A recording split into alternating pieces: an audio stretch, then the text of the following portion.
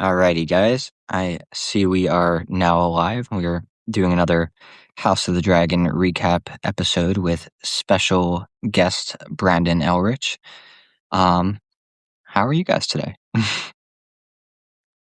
I'm doing well. I brought my three dragons to protect me in case you guys come after me for any opinions that I might have. So Are the dragons from any particular universe, or where are these not dragons really. hail from? This Okay. is uh this is just one holding a I don't know, a jewel or an egg or something, and this one's just a pretty dragon on a mountain, and this is a 3D printed dragon that I bought at Oh, pretty cool.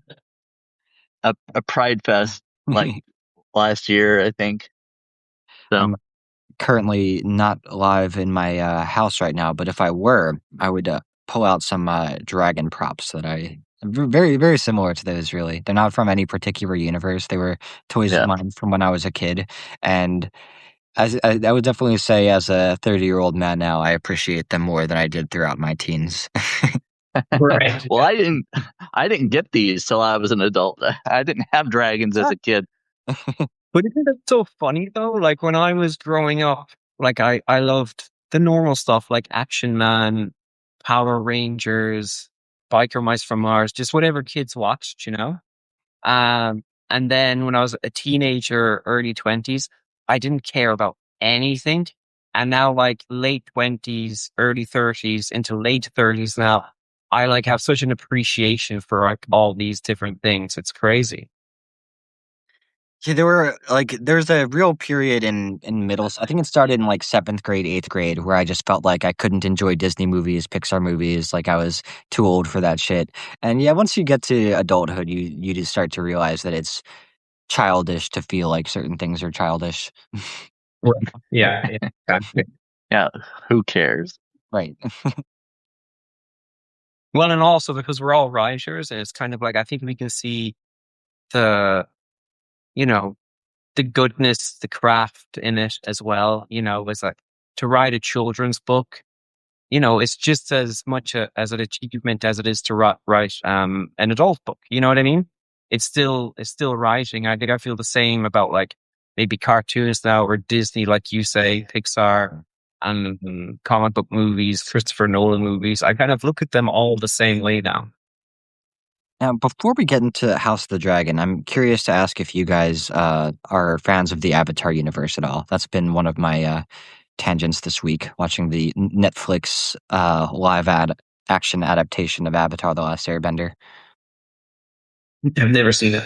No? Okay. Is it good? It's the reason I thought of it just now is because uh, it's a funny one to watch as a writer because I appreciate so much of what they're going for, but there are so many lines where I've been unable to hear it and just be like, I would have written that so differently. Like it's Yeah. quite evidently a Netflix show. Like it, they've got a lot. It's got a lot going for it, and I've got plenty of good to say about it. But it Do kind of you think falls into that category of live actions that don't necessarily need to exist. this is going to be so like disrespectful, but it's popped into my head. Do you think like the writers for generic Netflix, slop movies, do you even think they consider themselves writers anymore? Because most of it is them looking at notes of what to put into the script, to the point where their original script, is probably gone by the time the movie comes. I want to say that probably, but yes, for a lot of them, it's probably so completely soulless that they couldn't care less.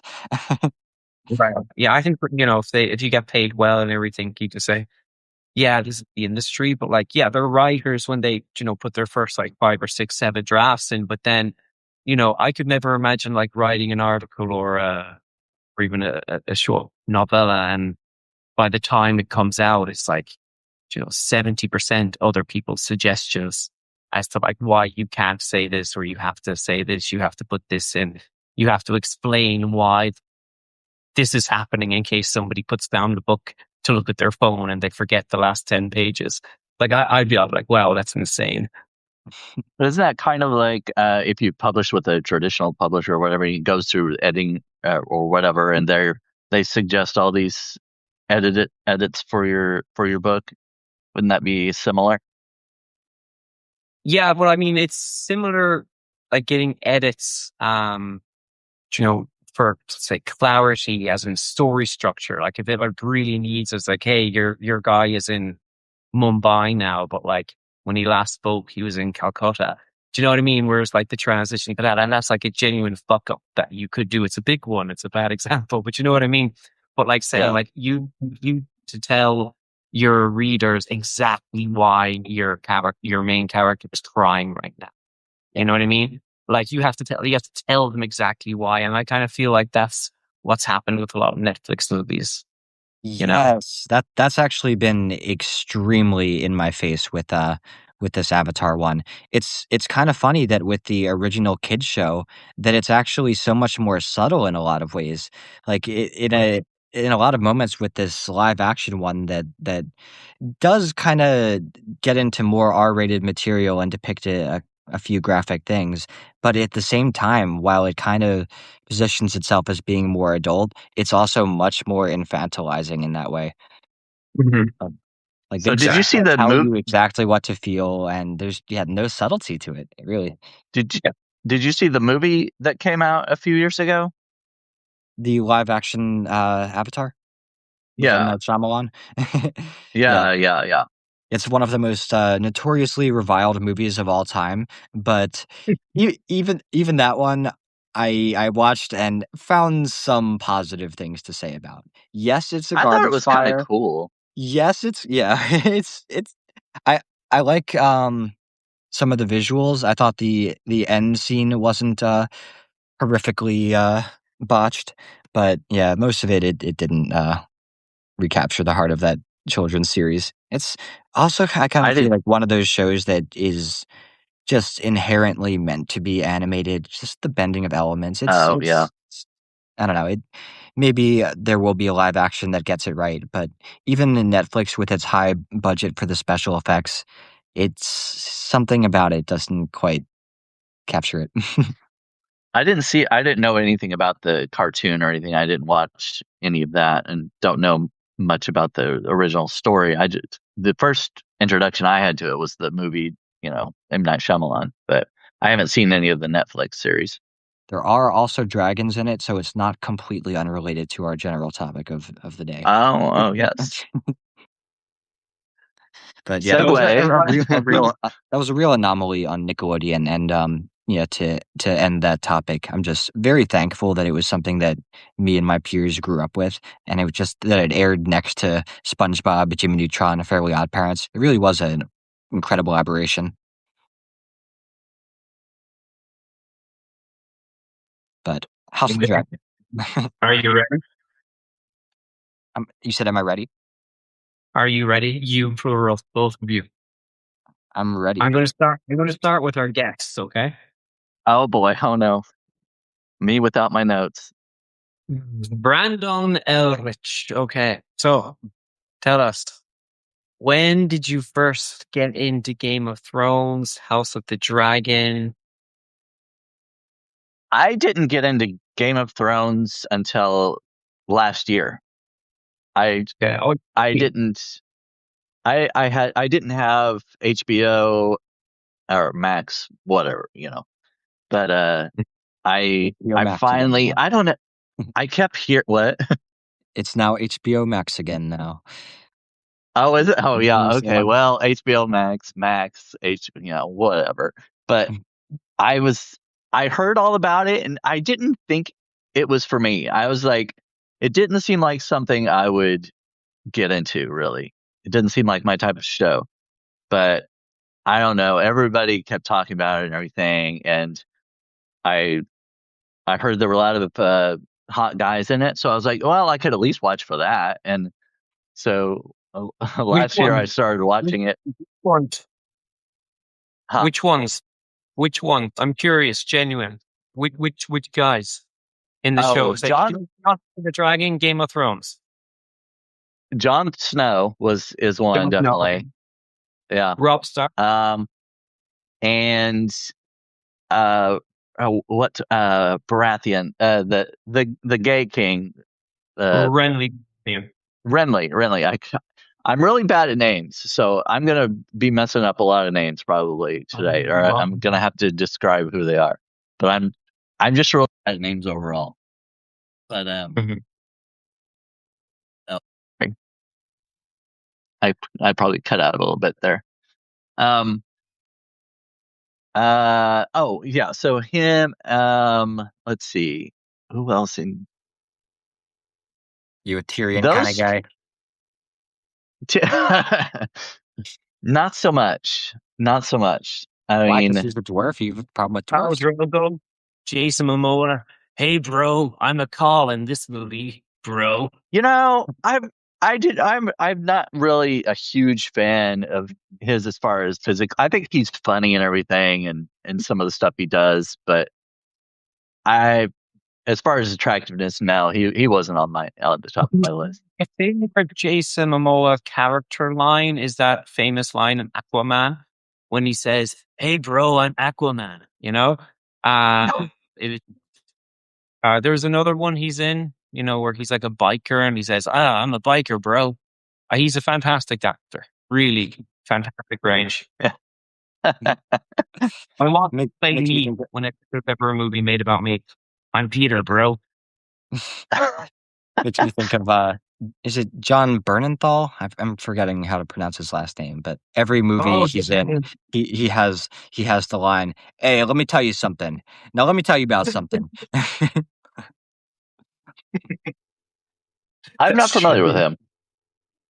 He's in Walking Dead and Punisher. Oh, yeah. And left a mark in that first season of Walking Dead. I don't know a lot else that he has been in, to be honest. But he was in Fury, that tank movie with Brad Pitt. Who's good in that? Okay, yeah. Yeah, he says, "Let me tell you something about war and tanks" in that movie. No, yeah. But yeah, okay. So Brandon, what have you thought about this season of House of the Dragon so far, and what did you think about the latest episode 4? So I've enjoyed House of the Dragon. To me, it had pretty much the same vibe as Game of Thrones.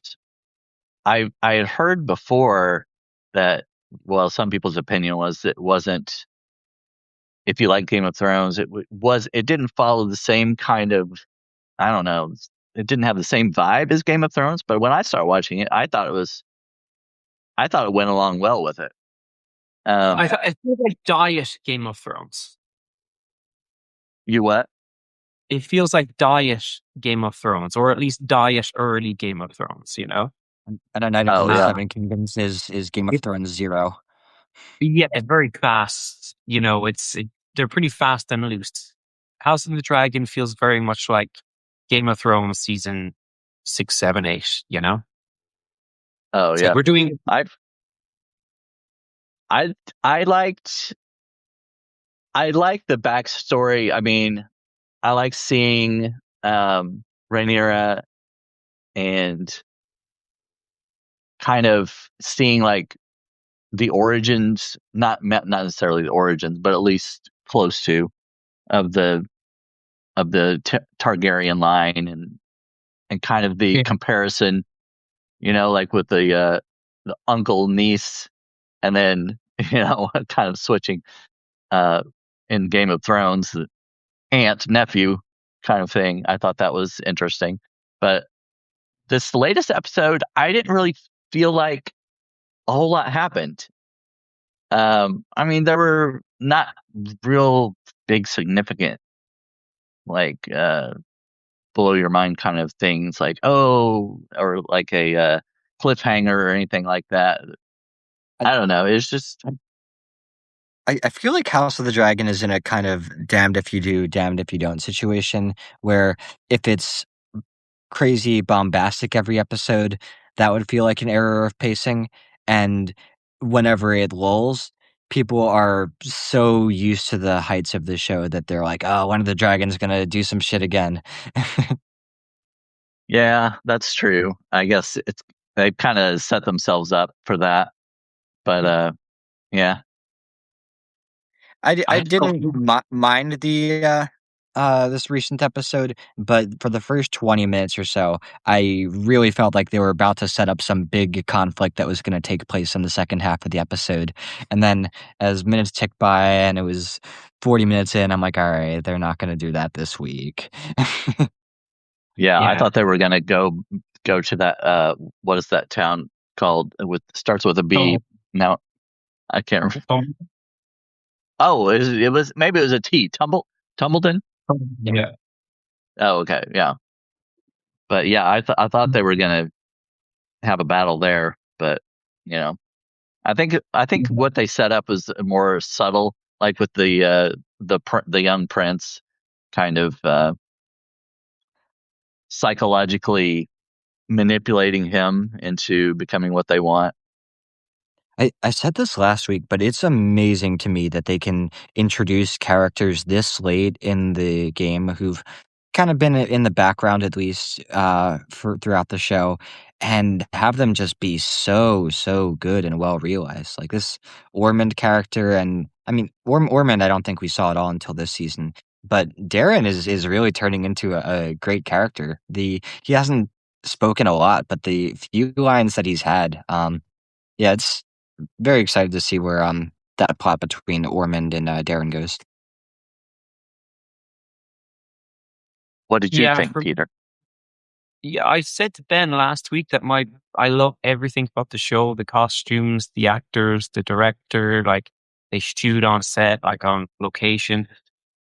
The sets are amazing. So everything about the show is like A plus, but the problem with anything to do with like Westeros, even like with the books, anything that goes into like B or C plus category, um, it's a huge step down just because everything that's gone before it has been so fantastic.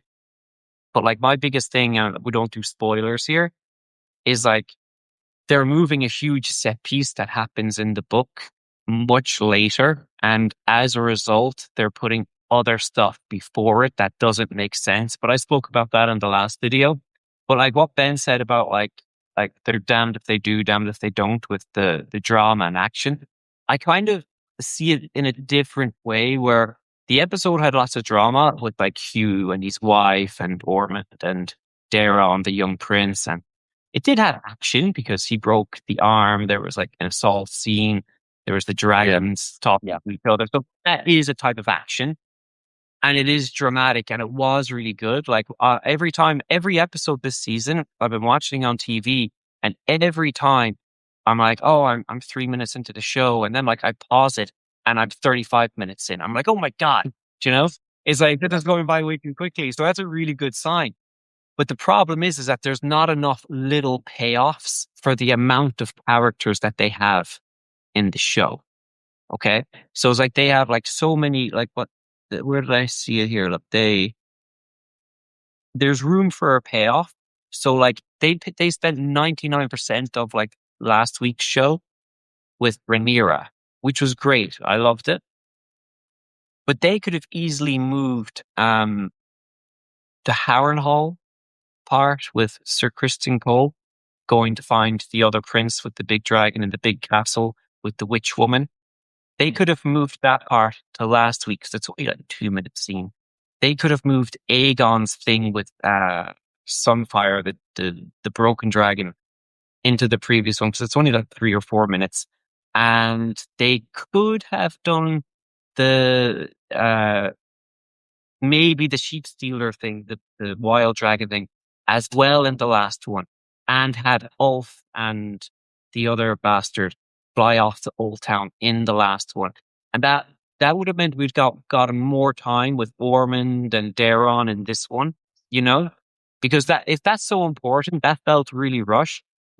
And if you think about it, so how many places were we in that episode?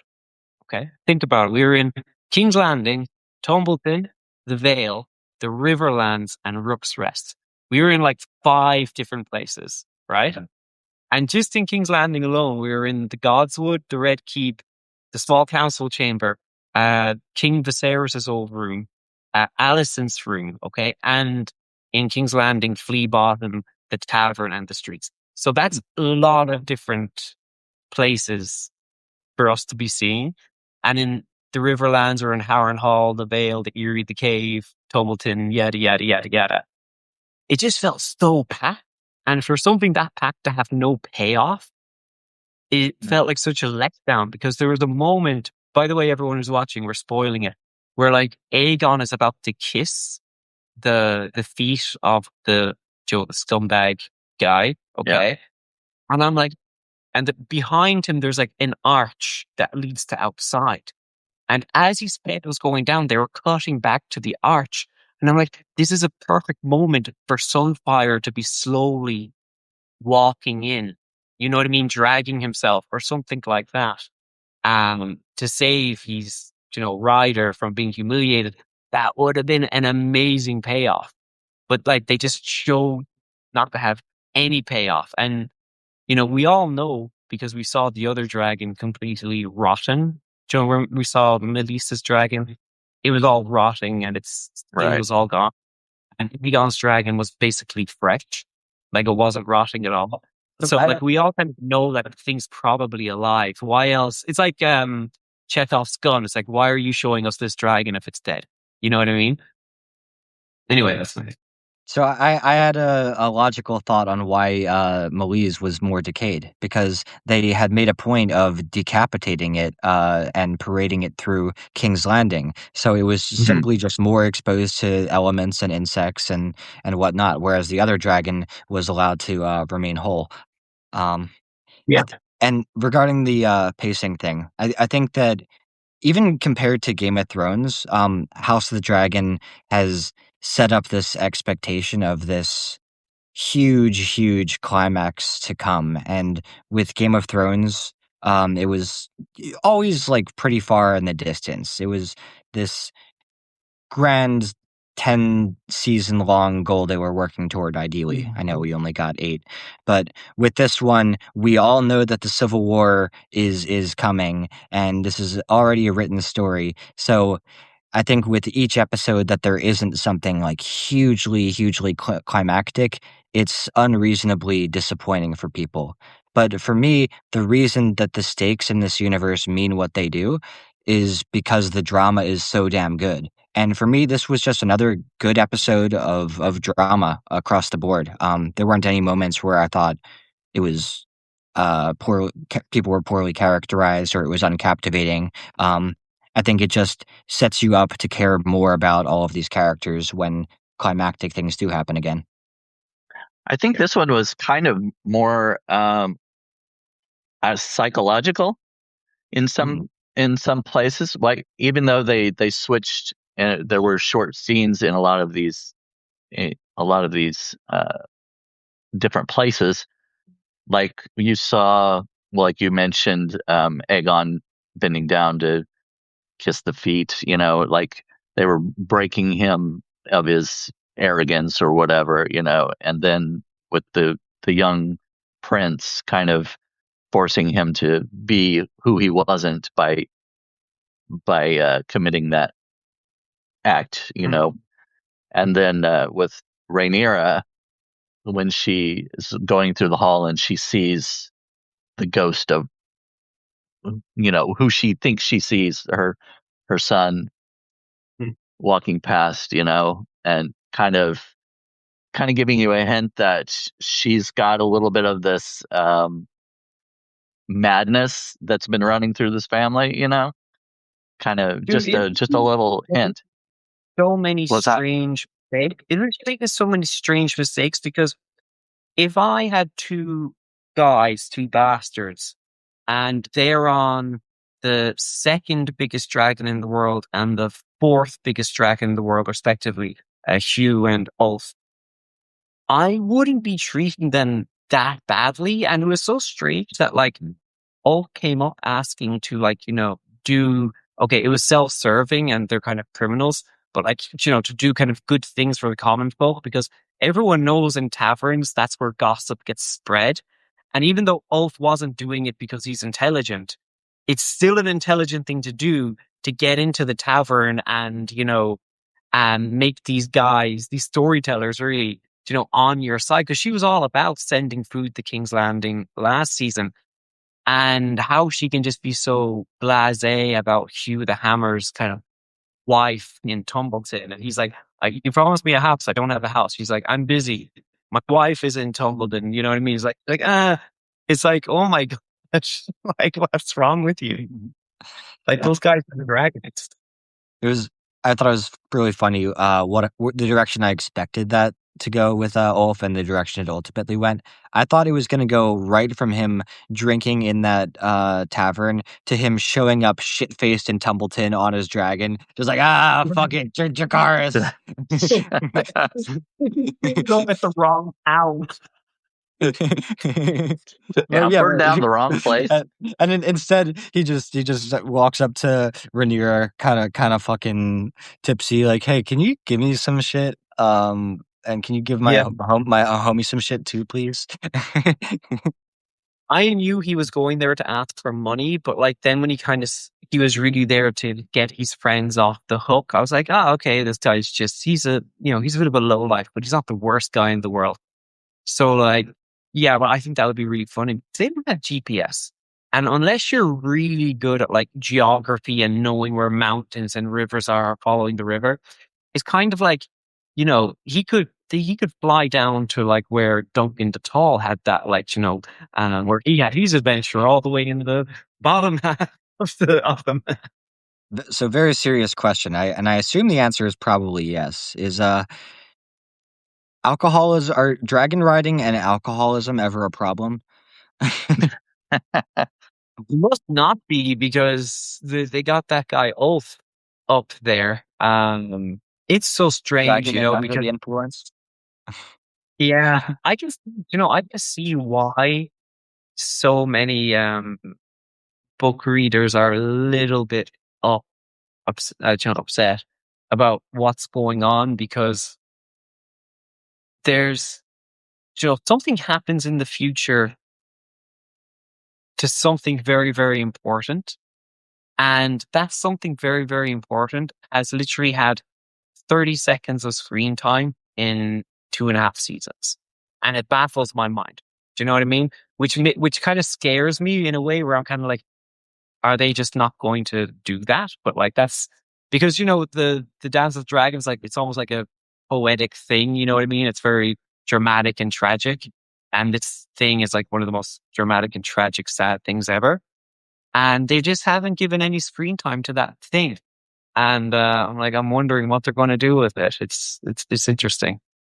Another thought that I've had while watching Avatar, and it's a little bit different when you're going from book to a TV show, but it's also a kind of damned if you do, damned if you don't situation in changing the source material.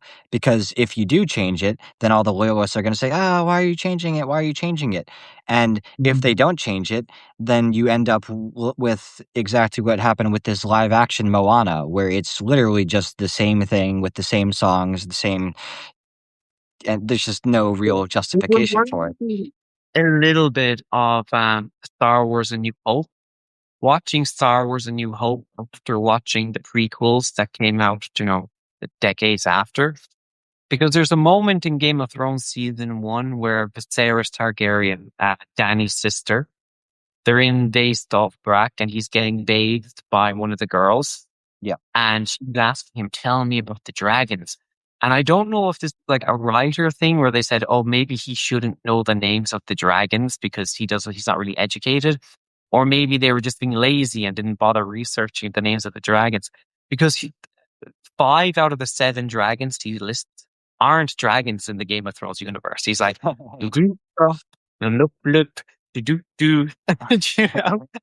remember watching that scene a few days ago and I'm like, oh my God, they didn't know the names of the dragons in this. But like, remember in New Hope when Luke says to Obi-Wan Kenobi, you fought in the Clone Wars? And Obi-Wan Kenobi goes, yeah, I fought in the Clone Wars. And like Chewbacca then is right there. And Chewbacca fought in the Clone Wars and he was friends with Yoda and and knew the stormtroopers and everybody. So when you're watching A New Hope now, it's so weird watching Chewbacca just kind of sit there and not get involved in the conversation because he was a general in the Clone Wars. And it's really annoying and really stupid. And I really feel that's kind of what's going to happen with House of the Dragon and Game of Thrones, where you're watching Game of Thrones and it's crazy. It's like Stannis Baratheon doesn't know anything about the Dance with the Dragons. Like he has to have his daughter explain it to him.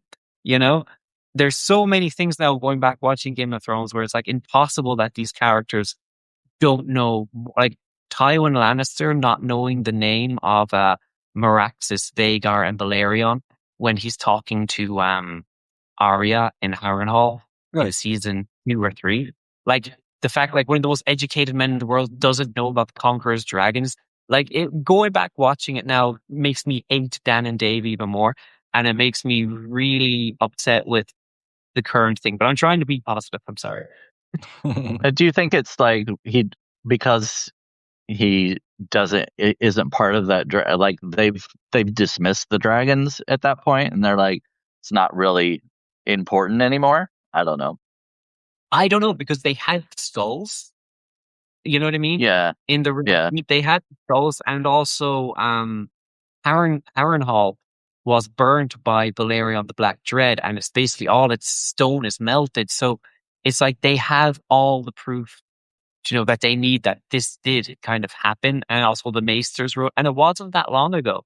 It was only 100. Like the history of Westeros is like 10,000 years, and the Dance with the Dragons happens only like 190 years before the Game of Thrones TV show. So for them to know about like the First Men and the White Walkers and not have a deep history of, a Targaryen civil war is like just, I'm such a nerd. I'm sorry.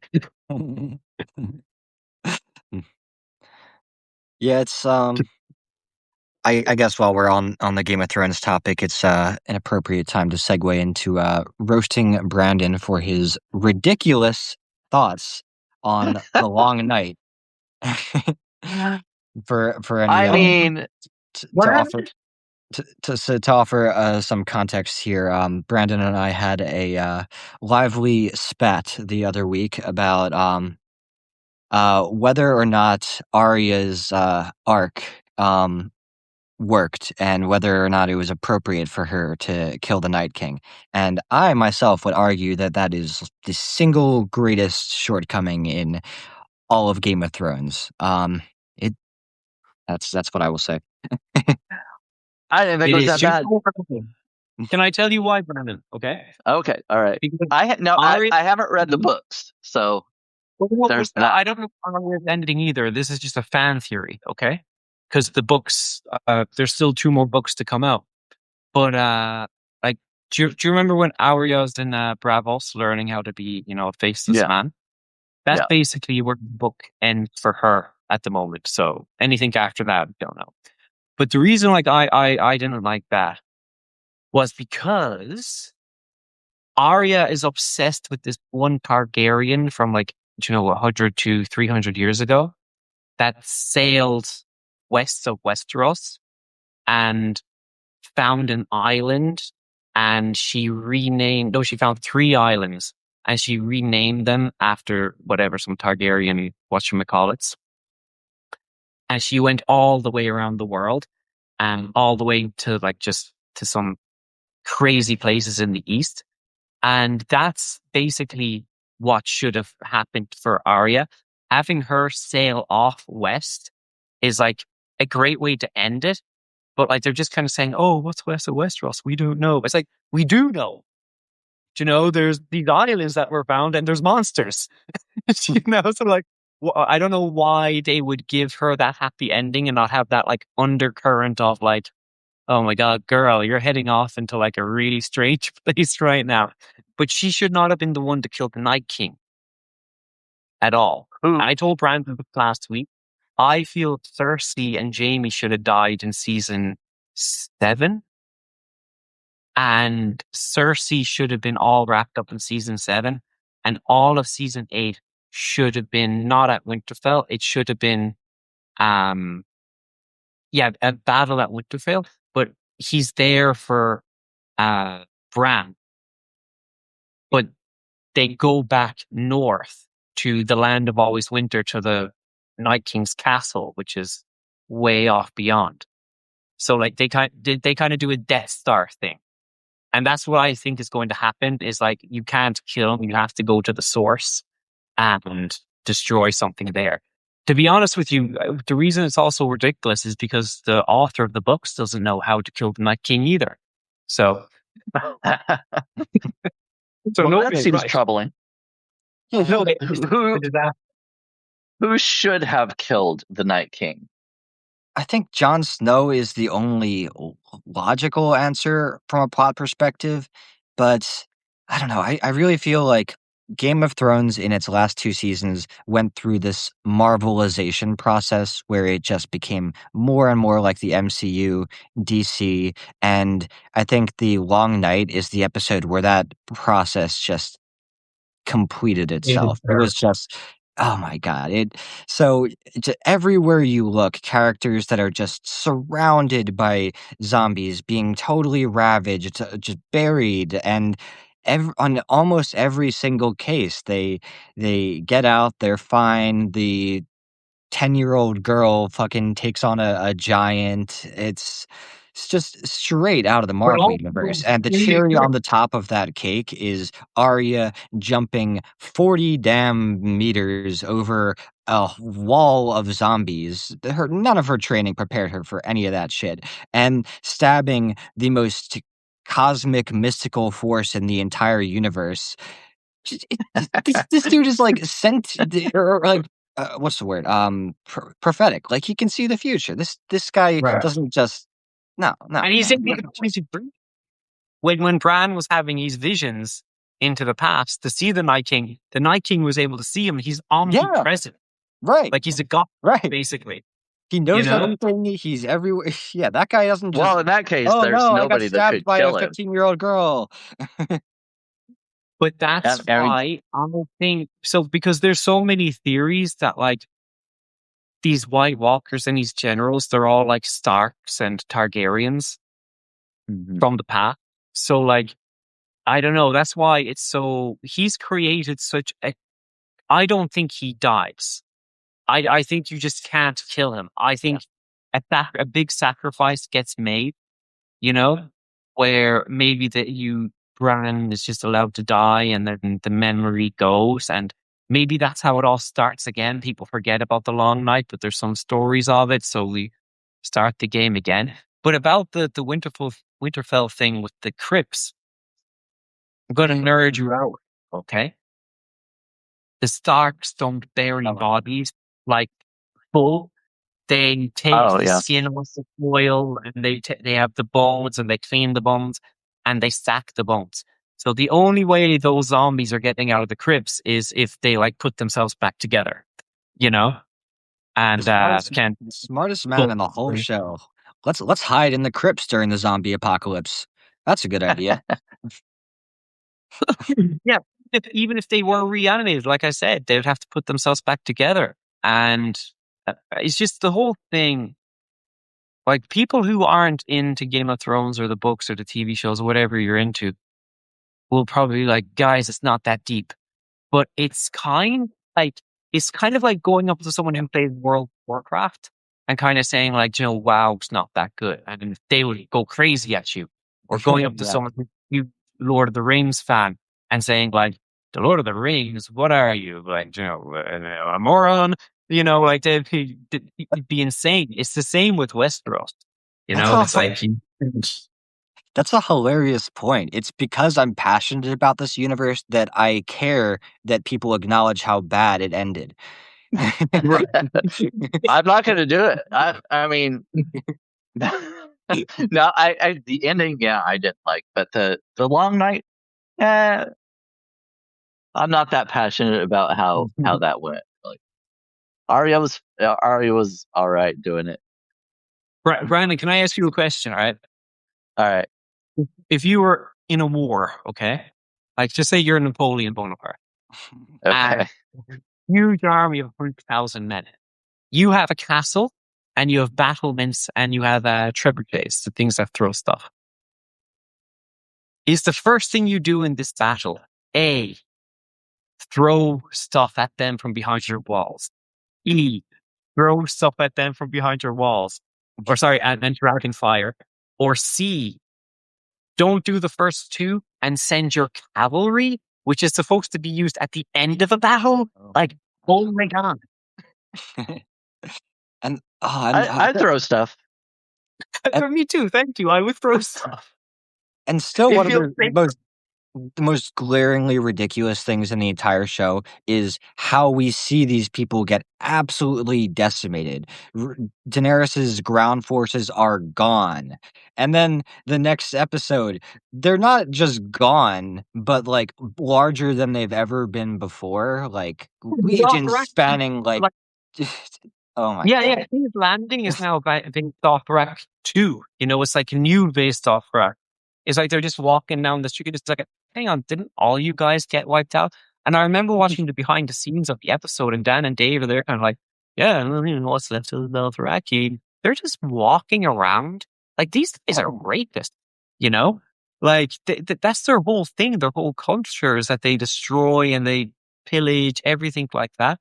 And now they're just kind of like walking around having a Starbucks in King's Landing, you know? Like, they have no concept of like, bartering the way that you do. Like, they're like, I'm taking this.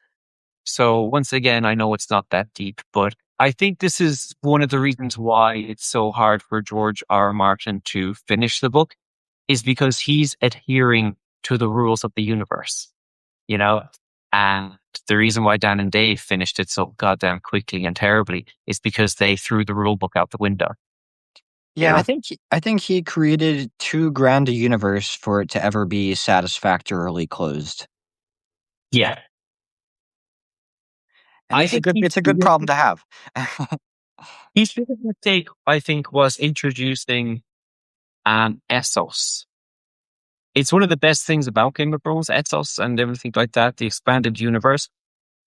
But if he had just finished the books around Westeros, and then he could have written some short novellas about Valyria, Pentos, all those places. But, you know, he did this in the 90s, so yeah, he probably didn't think it was going to go this far. So when did he finish the last book? How long ago? 2011. Oh, okay. And he's working on finishing? He 3 years ago said he was 75% done, and then he was nearly done, and then he went back and he reread it, and I don't quote me on this, but he tore up like 20% of the book because he didn't like it. And I don't want to speak anymore because otherwise I might start making stuff up. But because, like, you know, your memory of like these old interviews, like, they can change.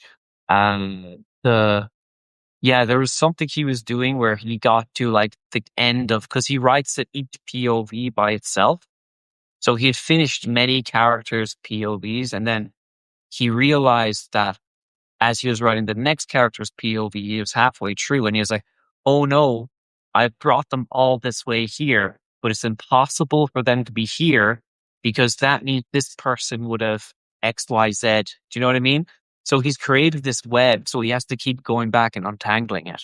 And if you ever read his book, like, they're it's not difficult to read, but you'd want to pay attention. It's too vast a puzzle for someone his age to really be parsing through. And I feel like there are like whole characters, parts of the world that he's invented that he's been able to forget about. Like, just knowing my own brain and how much it's deteriorated since my teens, I can only imagine being a mid-70-year-old man trying to grapple with all these hanging threads. Well, how old did you say he was? 70? 70 something. Oh, okay. But like, imagine this, like, so if I'm like writing something that has like, say, 5 characters, I'll have to look at my notebook to like remember how to spell their names sometimes. But like, say if I get to like page like 150 of the story or whatever, like I will have to kind of go into my Google Docs and I will have to kind of like search the scene and everything like that to figure out where they are. He doesn't use Google Docs. He uses like a very, very old word processor, you know? And he has like 3 or 4 screens up, but like they're not like Macs or Dells or anything like that. They're like old school. They don't make them anymore like word processors that he writes on. It's like a black screen. That's all you see, and then he puts in like T, and like a T comes up, and that's all he sees, right? So how he like is able to keep track of it, he must have like assistants, other co-writers who are keeping track, making sure things make sense. I'm sure it's a whole situation. Oh, he's probably just got a lot of sticky notes all over as well. I can only imagine, like, when I started watching. Do you think they work? I'm serious, not joking. Do you think sticky notes work? I have never revisited a sticky note. Yeah, I know people who use them all the time, and a friend of mine works at a place, and they use sticky notes all the time. They don't put dates on them or anything. They just put them on the, this needs replaced or whatever. They don't. He's a type A personality, and he can't stand it. They're so vague. That's the problem. It's like they're so vague, as in it's like, fix the. And I stop writing, and I then the next day I see it. I'm just there standing at it, like, oh God, what do I? It's like Memento. Trying to figure out what I was talking about. I would have such a problem because when I started watching Game of Thrones early in it, I got so confused. There were so many different characters and names and everything. I could not keep track of everybody, and I'd be like, the one who the blonde girl that's with her brother at the time I didn't know who that she was going to be like the main character through the whole thing, but I couldn't remember her name. It's like there's so many different, and it wasn't like Bob and Steve and Joe or anything. It was Cersei and Daenerys, and there are all these names that I'd never heard of. So I could just imagine actually writing it, trying to keep track of all these different characters and different worlds and how they all mesh together. I would not be able to do it. Yeah, I notice an obscene amount with each new revisit. And I'm with you, Yeah. Peter. I think the utility of sticky notes is a myth. Right. Yeah. Another thing, and you mentioned Cersei there, is a really cool thing about the book is like you spend, I think, the first 3 books, and the third book is like a part 1, part 2, because it's so big. And then you get to is it the 4th book? 1, 2, 3, 4.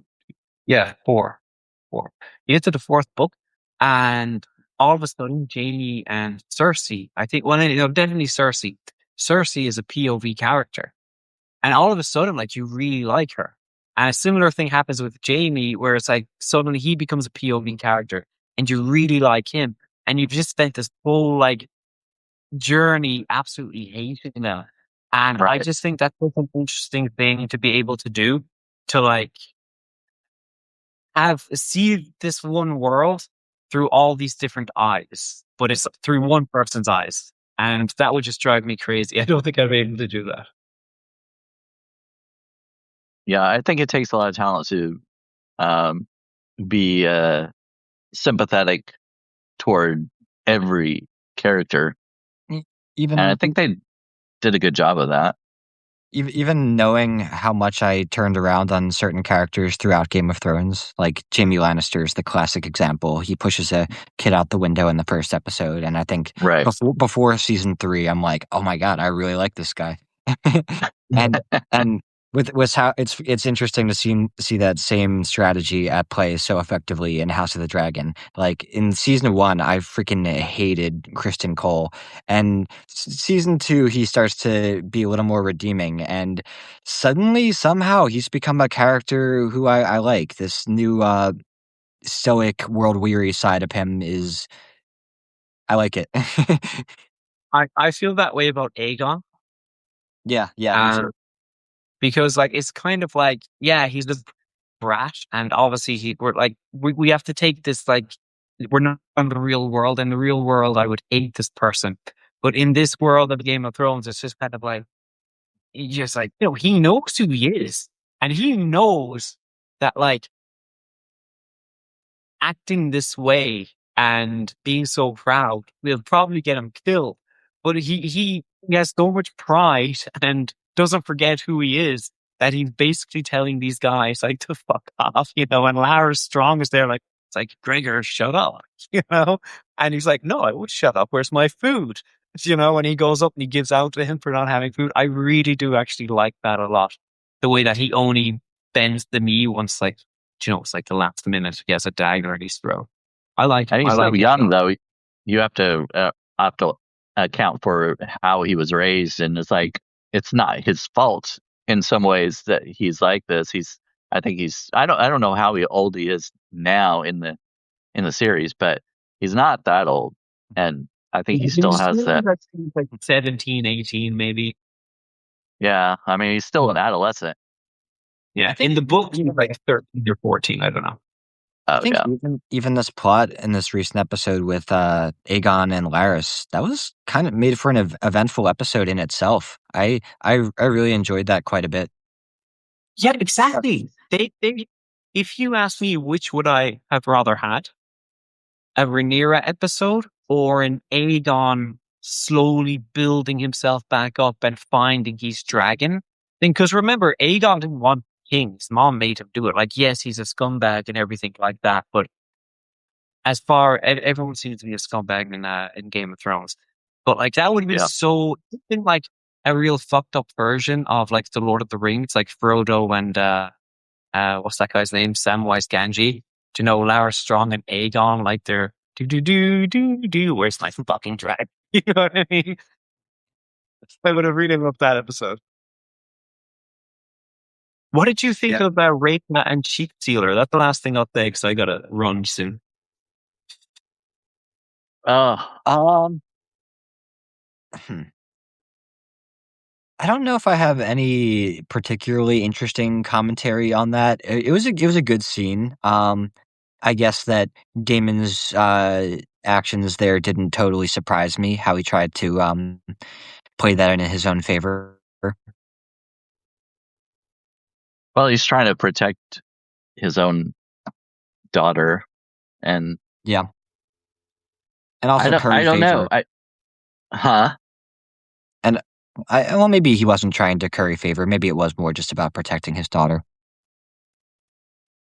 That's kind of how I felt about it. I guess he doesn't care about actually impressing Rhaenyra. He could probably care less. Yeah, well, I mean right. He has seen the vision and everything, and he's committed to making sure she's on the throne. So I guess I don't know. It's the fact is like neither of you have read the books, and neither of you know what happens with the Sheep Stealer dragon in the books, which makes me even angrier because they changed it from the books from someone else to be Rhaena, and the change they've made underwhelms you. You know what I mean? You're just like, and it's like, why would you make, if you're going to make such a big book change, at least, give it, because that's a big thing for her to have done, to have killed Jace. Like, Episode 1 was crazy. Episode 1 was crazy. That was awesome. Like, that was amazing. So I wasn't underwhelmed by that. But like this is what I was hoping would happen, because I was actually hoping that, okay, they're changing it so much from the books that when I saw Caraxes going up towards the cave, Daemon's red dragon, I was like, oh, this is what I thought was going to happen. Caraxes is going to kill Sheep Stealer, and in the process, kill Rhaena. And then when Daemon jumps down to inspect the body of the beast, he's going to see his daughter's body, and it's going to break him. You know what I mean? And plus, Caraxes got him some injuries, so that now Caraxes is like less of a weapon for future fights coming forward. I'm like, this is genius, Ryan Condal, HBO. This is genius. And it's just kind of like, Raina, you killed the Jace. Fly away. And I'm like, that's it? Like, that's all you're doing? Like, it's so lame. It's limp. I thought it was kind of a good idea. I mean, I heard you talk about last week. I listened to part of it, or maybe the week before, that they gave the dragon to her instead of. I guess it was supposed to be just a hill girl or whatever, or a hill person that had the dragon. But I mean, it does add quite a complication to have it as Daemon's daughter. I think that kind of puts a big But the twist on it. complication would have still existed if he had. Because remember in episode 1, Jace was saying, like, kill the rider, Vermax, kill the rider. So it's obviously a tactic for dragon riders to come down from the back and go for the rider. So, like, Knew it was going to happen eventually. sorry, I got vertigo. So, like, if Daemon had found Thief Stealer, he would have swooped down. And so there's still, because then Daemon would have had to say, do I tell the truth or do I lie about it? So that kind of conflict could have still been there, you know? And I just thought it was a huge cop out. From afar, I kind of feel like they're changing it just enough to leave people who've actually read the books satisfied that they're getting enough, but also to have them be completely unsure where things are going next. Like, I, as someone who hasn't read the books, obviously have no idea, but I think that it's nice that you also don't know and had the ability to wonder, ooh, is Caraxes about to kill this dragon? I love that's what I love about it. But when that change is really it's like I said, if you're going to change it, it better be good. Yeah. And the changes haven't been good enough. For example, the person who has Sheep Stealer in the book is a girl, a bastard called Nettles. And Daemon does go off to the Vale to and Nettles is part of the people who, try to get the dragons, the bastards, with Ulf and Hugh the Hammer. She's part of that whole thing. And she gets Sheep Stealer by going up to him for the course of like weeks and months, feeding him sheep. Okay. And she gets him. Daemon falls in love with her and has an affair with her. Okay. And it's rude that she has children with him. And Daemon completely like poo-poos Rhaenyra because he just thinks she's like, whatever. He doesn't really care about her. Like, it's a big thing because Rhaenyra says either she wants to kill Nettles because she doesn't trust her because she's jealous of Daemon. Like, there's this whole other thing going on there, and the relationship with Nettles leads to a huge thing that happens in the book. The thing that I'm angry about that they have moved back because it's not meant to be in season 4. It should be in the middle of, like, we should have seen it today, this huge thing. Okay. And I just can't, I understand now why George R. R. Martin has like stepped away from the project, because when he first said that last year, I was like, oh, come on, man, it can't be that bad. Like, it's not that deep, bro. Like, don't be all mad. And now, like, we're halfway through season 3 and I'm losing my mind. Like, this is such dog shit. But it's great TV. It's funny how comparable this is to. I hate to keep bringing the conversation back to something that you guys haven't seen, but it's exactly the same story where the original minds behind the Nickelodeon Avatar show were involved with the Netflix one, but eventually parted ways because they didn't like the direction that it's going. And the changes that they make aren't bad in themselves. They're like it would have been possible for them to carry them out well. But the ultimate execution is one that it's like, no, I don't think that justified changing the source material so completely. Can I just say one last thing before I go? There's a guy on the internet. Don't watch it because there's going to be lots of spoilers. I won't say his name. I'll tell you after you finish season. I'll tell you in 3-5 years when this whole thing is over, because there's lots of spoilers. But there's this guy who does Game of Thrones videos. And back in the day, he would do like full on 1 hour, like, family tree. So like if there was an episode of Game of Thrones, he'd do a huge deep dive into it. Mm. After season 2 of House of the Dragon, he stopped doing that Like, this is his money, his bread and butter. He makes these videos. And he literally just kind of said, like, they've gone so far, because his whole thing was linking the TV show to the books. He's like, they've gone so far from it that, like, there's no need for me. And I'm like, oh, this, like, really beautiful, awesome creator who does these deep dives doesn't feel like there's a connection anymore, and the author doesn't feel that. I'm like, why do I feel that there still is? Like, I'm hoping there is, but it's getting further and further apart. But you're still hanging on. I'm still hanging on. I'm a big nerd. I gotta go. It's been great to see you. Will I log off? By the way, everyone, I moved house, so that's why I'm like, a little bit frazzled. Well, nice talking to you guys as always, and thank you everyone for joining. It's always fun doing these weekly talks. Yeah, thanks for inviting me this time. Yep, thank you for joining, man. It's fine. The fuck is this? Bye. See you. Hang on, wait. Let me get my